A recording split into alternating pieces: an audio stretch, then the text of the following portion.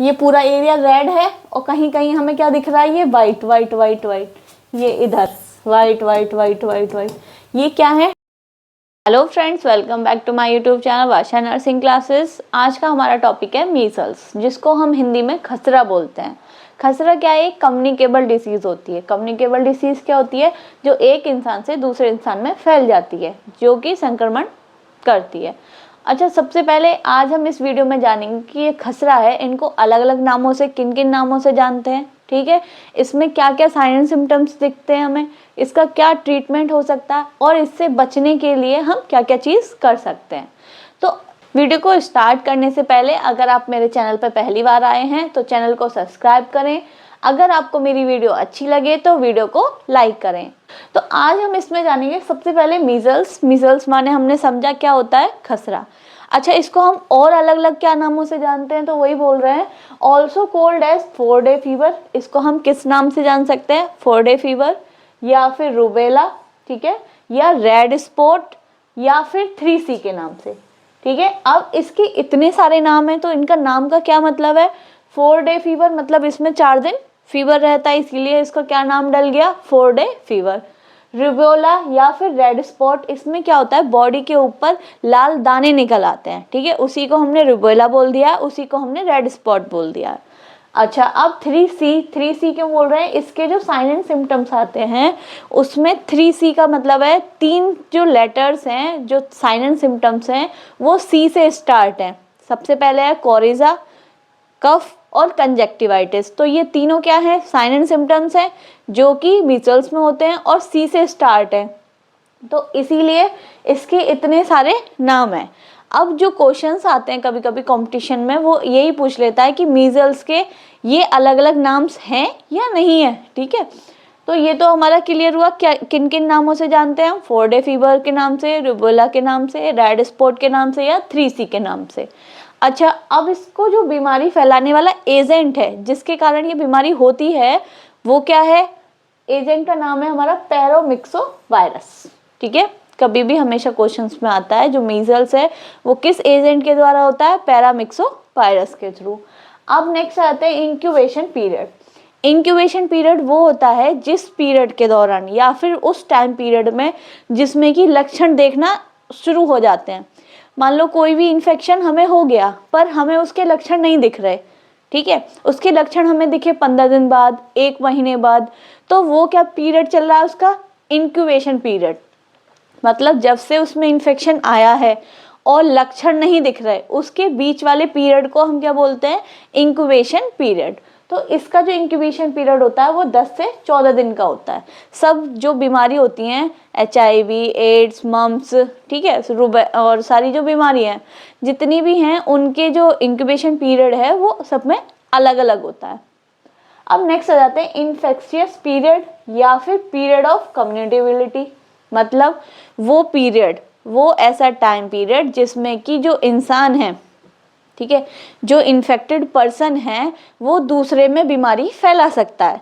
वो कौन सा पीरियड होता है, मतलब ऐसा कौन सा टाइम आता है जिस टाइम वो जो इन्फेक्टेड पर्सन है वो दूसरे को बीमारी कर सकता है, उसी को हमने क्या बोल दिया, इन्फेक्शियस पीरियड या पीरियड ऑफ कम्युनिकेबिलिटी, जिसमें कि एक इंसान से दूसरे इंसान में इन्फेक्शन फैल सकता है, ठीक। तो अगर वो पीरियड पूछता है कि भाई उस पीरियड को क्या बोलते हैं, तो उस पीरियड का नाम है प्रोडर्मल पीरियड, ठीक है। कौन सा पीरियड है वो, प्रोडर्मल पीरियड। अगर वो टाइम पूछता है कि भाई कितना टाइम लगेगा, कितने टाइम से लेके कितने टाइम तक, तो 4 days before and 5 days after rest. Rest मतलब दाने, दाने निकलने से 4 दिन पहले और दाने निकलने के 5 दिन बाद, इतना बीच का जो पीरियड है उसमें वो इन्फेक्टेड इंसान दूसरे में बीमारी फैला सकता है, ठीक है। अब नेक्स्ट आ जाते हैं कि बीमारी कैसे फैला सकता है, भाई क्या क्या चीज़ होती हैं जिससे कि दूसरे इंसान में बीमारी फैल सकती है। तो जो वायरस है, जो इन्फेक्टेड पर्सन के अंदर वायरस है, उसके सीक्रेशंस में होता है वो वायरस। सीक्रेशंस जैसे यूरिन हुआ, सलाइवा हुआ, उसका स्टूल हुआ, यूरिन हुआ, ये सारी क्या है, सीक्रेशंस हैं, ठीक है। जो वायरस है वो उसके सीक्रेशंस में प्रेजेंट होता है, जैसे कि सबसे पहले वायरस प्रेजेंट इन सलाइवा, जो मुंह के अंदर हमारा सलाइवा होता है, ठीक है, उसमें प्रेजेंट हो सकता है। मान लो अगर किसी ने, हमने पानी पिया, जो इन्फेक्टेड पर्सन है उसने पानी पिया, ठीक है, और उसका सलाइवा उस गिलास पे टच हो गया और दूसरे इंसान ने उसी गिलास से पानी पिया, तो सलाइवा के थ्रू सीक्रेशंस उसके मुंह में चला गया, तो उसको भी इन्फेक्शन हो गया, ठीक है। इस तरीके से ही थ्रोट, गले का कोई भी सीक्रेशन, स्वाब वगैरह, अगर उसको किसी पेशेंट के, किसी पर्सन के कांटेक्ट में आ जाता है तो उसको इन्फेक्शन कॉज हो सकता है। सीक्रेशन या फिर यूरिन, ठीक है, स्टूल ऑफ इन्फेक्टेड चाइल्ड, किसी भी जो इन्फेक्टेड चाइल्ड है उसका यूरिन, सीक्रेशन कोई भी हो, उसमें वायरस प्रेजेंट होता है, उससे दूसरे इंसान को मीजल्स हो सकता है, ठीक है। अब ये पूछ रहा है कि भाई हमने ये क्वेश्चन पूछ लिया कि किस टाइम पे, ऐसा कौन सा पीरियड है जब इन्फेक्शन दूसरे में फैल सकता है। अब हमारे दिमाग में एक क्वेश्चन और आएगा, भाई ये जो इन्फेक्शन है वो कब तक रहेगा, दूसरे इंसान में कब तक फैल सकता है, बंद कब होगा, कि अब इस पीरियड पे आके कि अब वो इंसान दूसरे इंसान को बीमारी नहीं फैला सकता, ठीक है। तो वही पूछ रहा है डिक्रीज पीरियड ऑफ इन्फेक्टिविटी, कौन सा टाइम होगा वो, तो व्हेन रैश डिसअपियर, जब उसके जो दाने हैं जो चले जाएंगे, ठीक है, जैसे दाने निकलते हैं बॉडी पे, अगर वो चले जाते हैं, डिसअपियर हो जाते हैं, दिखना बंद हो जाते हैं, तो फिर वो इंसान दूसरे में जो इन्फेक्शन है वो फैला नहीं सकता है। अब हमें कैसे पता चलेगा कि रैश डिसअपियर हो गए, पहले स्टार्टिंग में क्या होगा, वो रेड कलर के होंगे, वो रेड कलर के किस में कन्वर्ट होने स्टार्ट हो जाएंगे, ब्राउन कलर में, फिर धीरे धीरे दिखना बंद हो जाएंगे। इस तरीके से इनकी स्टेज चलती है, ठीक है। वही कह रहा है red colour rash convert into dark brown, dark brown होने के बाद वो डिसअपियर होने स्टार्ट हो जाएंगे। इस तरीके से देखिए ये इमेज है बच्चे के, इसके पूरी बॉडी पे रैशेस बने हुए हैं, कैसे हैं, रेड कलर के हैं, ठीक है, इसीलिए इनको क्या बोला गया है, रेड स्पॉट। इंक्यूबेशन पीरियड क्या है, 10 से 14 दिन है। इन्फेक्टिविटी, इन्फेक्शियस पीरियड क्या है, प्रोडर्मर पीरियड, अगर वैसे पूछे तो 4 डेज बिफोर रैश और 5 डेज आफ्टर रैश, दाने निकलने से 4 दिन पहले और दाने निकलने के 5 दिन बाद। कब बंद हो जाएगा इन्फेक्शियस पीरियड, जब ये रैश डिसअपियर हो जाएंगे, हमें दिखना बंद हो जाएंगे, ठीक है। अब आ जाते हैं मोड ऑफ ट्रांसमिशन, मतलब ये जो मीजल्स का वायरस है वो एक पर्सन से दूसरे पर्सन में कैसे जा सकता है। सबसे पहला मेन जो होता है हमारा मोड ऑफ ट्रांसमिशन वो होता है ड्रॉपलेट इन्फेक्शन, ठीक है। मान लो हमने छींका, ठीक है, या कफ खांसी करी, तो जो भी ड्रॉप्स हैं अगर दूसरे पर्सन के कांटेक्ट में आ जाते हैं तो उसको भी ये मीजल्स की जो बीमारी है वो हो सकती है, ठीक है। तो सबसे पहले आ गया हमारा ड्रॉपलेट इन्फेक्शन, ठीक। दूसरा है कंजेनाइटल, अगर मान लो जो लेडीज है वो प्रेग्नेंट है और उस लेडीज को मीजल्स है तो उसके बच्चे में भी मीजल्स होने का खतरा हो सकता है, ठीक। अब इसमें हमें क्या करना चाहिए, आइसोलेशन करना चाहिए, कितने दिन, 7 दिन के लिए मिनिमम हमें 7 दिन क्या करना चाहिए, पेशेंट को अलग रखना चाहिए जिसको मीजल्स है। क्यों रखना चाहिए, क्योंकि भाई वो एक से दूसरे में भी तो फैला सकता है, इसीलिए हमें उसको क्या करना चाहिए, आइसोलेट कर देना चाहिए। अब आइसोलेट कब कर देना चाहिए, जब वो इन्फेक्शियस पीरियड में हो, मतलब रैश निकलने से 4 दिन पहले और रैश निकलने के 5 दिन बाद, ठीक है। देखिए ये इस तरीके से बच्चे को भी हो सकता है अगर माँ में है तो, ठीक, और जो एक इन्फेक्शन है वो दूसरे में कॉज कर सकता है, कैसे, ड्रॉपलेट इन्फेक्शन के थ्रू। अब आ जाते हैं स्टेजेस या फिर क्लिनिकल मैनिफेस्टेशन, ठीक है। अब अगर मान लो मीजल्स हो गया हमें, ठीक है, तो उसमें हमें क्या क्या साइन एंड सिम्टम्स दिखेंगे, तो सबसे पहले है ये स्टेजेस में डिवाइड्स हैं। सबसे पहले स्टेज है हमारी प्री इरप्टिव स्टेज, इरप्टिव मतलब होता है निकलना, इरप्शन होना, तो यहाँ पे क्या होगा, रैशेस मतलब दानों का निकलना। तो प्री इरप्शन मतलब दाने निकलने से पहले की स्टेज में क्या क्या सिम्टम्स हमें दिखेंगे, ठीक। तो सबसे पहले दिखेगा हमें हाई ग्रेड फीवर, जो सबसे पहले पेशेंट की कंप्लेंट होगी उसको बुखार आएगा, ठीक। फिर आ जाएंगे 3C, ठीक है, जो इसका नाम रखा था हमने स्टार्टिंग में 3C बोल रहे थे, तो वो भी हमें साइन एंड सिम्टम्स कब दिखेंगे, प्री इरप्टिव स्टेज में। तो क्या है, कोरियोजा, कफ और कंजक्टिवाइटिस। तो कोरियोजा क्या है, inflammation of a nasal mucosa, ठीक है, जो नाक के अंदर म्यूकोसा होती है, लेयर होती है, अगर उसमें इन्फ्लामेशन या इन्फेक्शन हो जाता है उसको हम क्या बोलते हैं, कोरियोजा। कफ को आपको पता ही है, खांसी और कंजक्टिवाइटिस। इसमें क्या होगा, इन्फ्लामेशन ऑफ द कंजक्टिवा। जो हमारी आईज है उसके ऊपर एक लेयर होती है, पतली की थिन लेयर होती है, जिसको हम कंजक्टिवा बोलते हैं। अगर उसमें इन्फेक्शन हो जाता है तो हम उसको कंजक्टिवाइटिस बोलते हैं। इस जो कंजक्टिवाइटिस है, इस टॉपिक पर मेरी एक वीडियो है, आप उसको पहले डिटेल से समझिएगा, पूरा टॉपिक आपको क्लियर हो जाएगा। ठीक है, कंजक्टिवाइटिस में बहुत सारे हमें साइन एंड सिम्टम्स देखने को मिलते हैं, जैसे कि फोटोफोबिया, ठीक है, रेड आई, और क्या क्या है, लैक्राइमेशन। ठीक है, तो ये सारी चीज हमें किस में दिखेंगी, कंजक्टिवाइटिस में। अब आ जाते हैं नेक्स्ट, क्या होगा हमारा, सोर थ्रोट। ठीक है, गले में खसखराहट सी रहेगी। नेक्स्ट, कॉप्लिक स्पॉट, ये सबसे इंपॉर्टेंट है, इसको आप 5 स्टार लगा के कर सकते हैं। ठीक है, सबसे इम्पोर्टेंट, अगर मीजल्स का टॉपिक है, ठीक है, और आपसे कॉप्लिक स्पॉट के बारे में आपको नहीं पता, तो कुछ नहीं पता आपको। ठीक है, तो कॉप्लिक स्पॉट क्या है, सबसे इम्पॉर्टेंट टॉपिक है, हमेशा पूछा जाता है, नॉर्मल में भी और कॉम्पिटिटिव एग्जाम्स में भी। तो कॉप्लिक स्पॉट क्या होता है, टेबल सॉल्ट क्रिस्टल कहाँ होता है, सबसे पहले तो हमें ये पता होना चाहिए। ठीक है, तो ये है माउथ। ठीक है, जब मीजल्स होता है उससे कुछ दिन पहले, जब रैश नहीं निकल रहे होते हैं, उससे पहले कॉप्लिक स्पॉट होते हैं। कॉप्लिक स्पॉट कहाँ होते हैं, माउथ में होते हैं। माउथ में कैसे होते हैं, ये देखो, ये पूरा एरिया रेड है, और कहीं कहीं हमें क्या दिख रहा है, ये वाइट वाइट वाइट वाइट, ये इधर white white white white white, ये क्या है, टेबल सॉल्ट क्रिस्टल, मतलब जैसे नमक के दाने होते हैं, टेबल पे बिखर जाते हैं, उस तरीके से ही ये हमारे मुंह में इस तरीके से दिखते हैं, वाइट कलर के।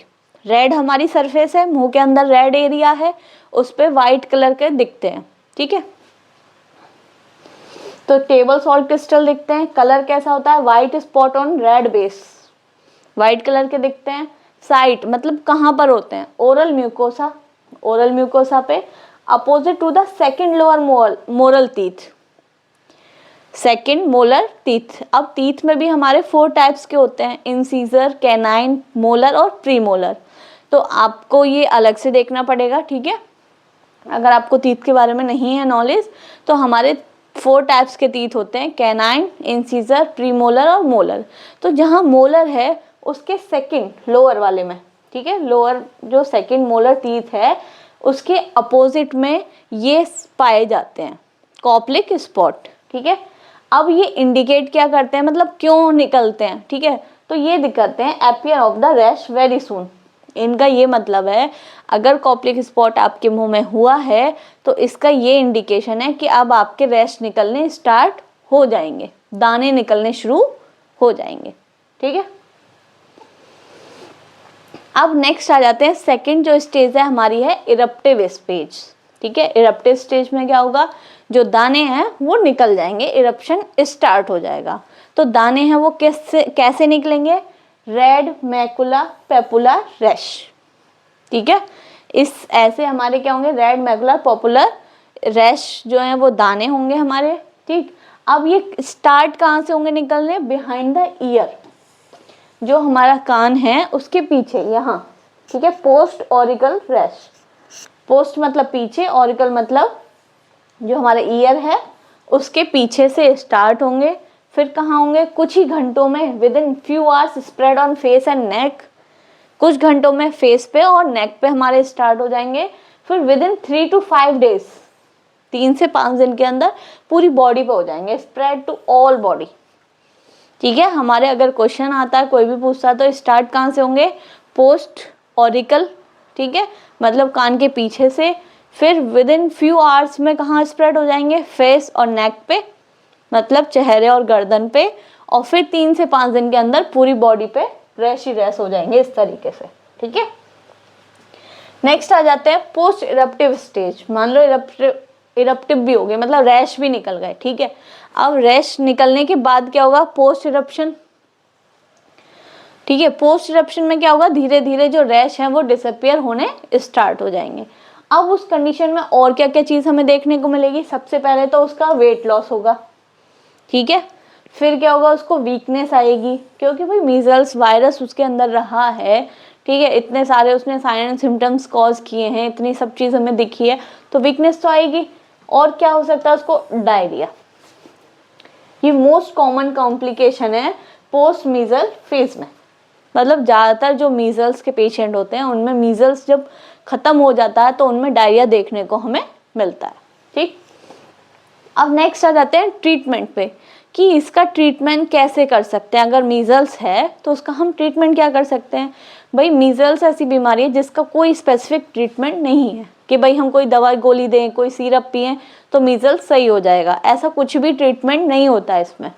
ठीक है, तो इसमें हम क्या कर सकते हैं, प्रिवेंशन के तौर पे हम उसमें वैक्सीन्स लगाते हैं। ठीक है, मीजल्स से बचने के लिए हम वैक्सीन्स लगाते हैं। वैक्सीन्स भी कौन कौन सी है हमारी, मीजल्स, एमआर और एमएमआर। ठीक है, मीजल्स, एमआर और एमएमआर, मीजल्स, मम्स, रूबेला। तो ये जो मीजल्स और ये एमआर और एमएमआर है, ये वैक्सीन्स हैं। मैंने इन वैक्सीन्स के ऊपर डिटेल में वीडियो बनाई हुई है, सबके अलग है, मीजल्स के ऊपर अलग है, एमआर के ऊपर अलग है और एमएमआर के ऊपर अलग है। ठीक है, तो आप उस वीडियो को ज़रूर देखिएगा। नेक्स्ट आ जाते हैं कॉम्प्लिकेशन। भाई हमें क्या क्या कॉम्प्लिकेशन देखने को मिल सकते हैं, ऐसा नहीं है कि हर एक में मिलेंगे, पर रेयर चांस में किसी किसी में हमें देखने को मिल सकते हैं। तो सबसे ज़्यादा मोस्ट कॉमन ज़्यादातर जो दिखता है वो क्या है, ओटाइटिस मीडिया। ठीक है, इसमें क्या हो जाता है, ईयर में इन्फ्लामेशन हो जाता है। ठीक, नेक्स्ट है मोस्ट डेंजर, जो सबसे खतरनाक कॉम्प्लिकेशन हमें कभी कभी मिलता है देखने को, वो हो जाता है निमोनिया। ठीक है, बच्चों में क्या हो जाता है, निमोनिया, लंग्स में इन्फेक्शन हो जाता है। ठीक, और क्या है सबसे मोस्ट डेंजर, सबसे खतरनाक बट रेयर, ये बहुत कम पाया जाता है, अगर मिल भी गया तो बहुत डेंजर है। ठीक है, क्या है, SSPE। क्या है इसकी फुल फॉर्म, सब एक्यूट सब स्क्रॉलिंग पेन एंसेफेलाइटिस। इसका क्या मतलब है, ब्रेन में इन्फेक्शन कॉज करना। ठीक है, ये ब्रेन की एक डिजीज है, अगर ये हो जाती है, वैसे तो बहुत डेंजर है बट रेयर, बहुत ना के बराबर होती है। ठीक, तो आज हम इस वीडियो में पूरा डिटेल से पढ़ा है मीजल्स के बारे में कि मीजल्स के साइन एंड सिम्टम्स क्या हैं, क्या स्टेजेस हैं, उसका क्या ट्रीटमेंट है, उसके क्या प्रिवेंशन है। ठीक है, उसके वैक्सीन्स के बारे में। तो अगर आपको मेरी वीडियो अच्छी लगी हो तो लाइक करें और अपने फ्रेंड्सों के साथ शेयर करें। Thank you.